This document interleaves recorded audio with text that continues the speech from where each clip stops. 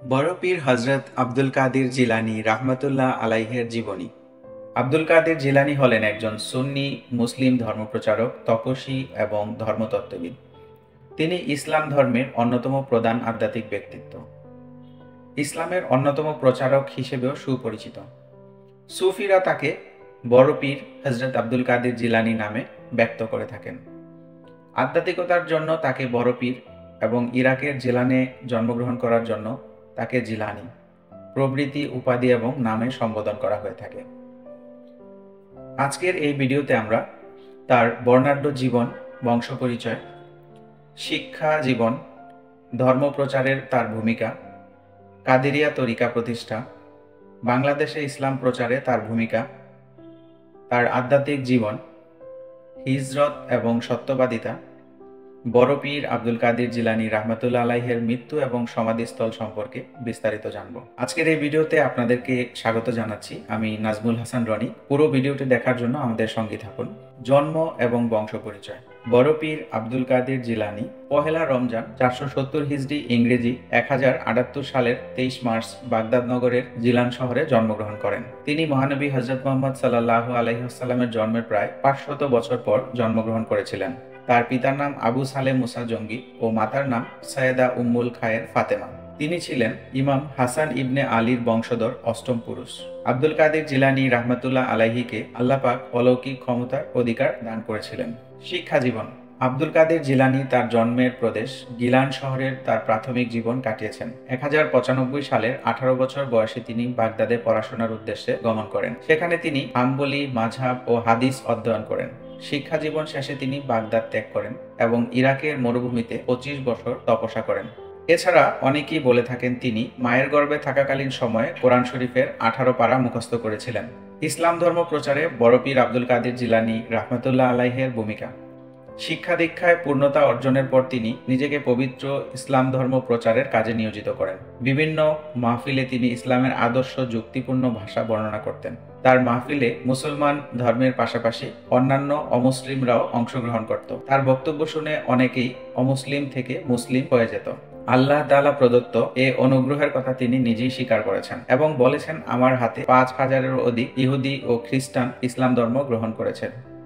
শুধুমাত্র উন্নত আদর্শ, উদারতা, মানবপ্রেম, ওয়াজ নসিহত ইত্যাদির মাধ্যমে তিনি ইসলাম প্রচার করেননি, বরং বিশ্বব্যাপী ইসলামের আলো ছড়িয়ে দেওয়ার জন্য তার খলিফা, মুরিদ ও শিষ্যদের নিয়ে একটি জামায়াত গঠন করেছিলেন, যাদের হাতে সারা বিশ্বে লক্ষ লক্ষ মানুষ ইসলাম ধর্ম গ্রহণ করেছিল। তাদের একটি দল হযরত আব্দুল কাদির জিলানী রাহমাতুল্লাহ আলাইহের জীবদ্দশায় ভারতীয় উপমহাদেশে প্রবেশ করেছিল।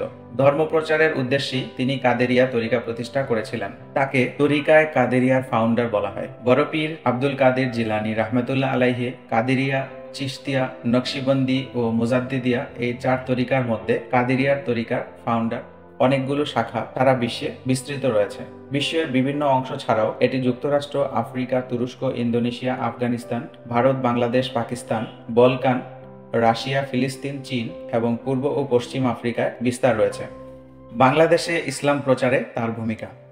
বাংলাদেশ তথা বৃহত্তর চট্টগ্রামের প্রভাবিত সুফিদের মধ্যে যাদের নাম উল্লেখযোগ্য তারা হলেন হযরত বায়েজিদ বুস্তামি, শাহ সুলতান মাহি সরওয়ার, হযরত শাহ জালাল, হযরত শাহ মখদুম রূপস, হযরত শাহ আলী বগদাদি, খান জাহান আলী, শাহ শরফুদ্দীন চিশতি, শরফুদ্দীন আবু তওয়ামা, শাহ মিসকিন, মাওলানা সৈয়দ গোলাম রহমান মাইজভান্ডারি, সুফি ফতে আলী, শাহ মহসিন আউলিয়া প্রমুখ উল্লেখযোগ্য। আধ্যাত্মিক জীবন। তিনি একাধারে 40 বছর পর্যন্ত ইশার নামাজের অজু দিয়ে ফজর নামাজ আদায় করেছেন।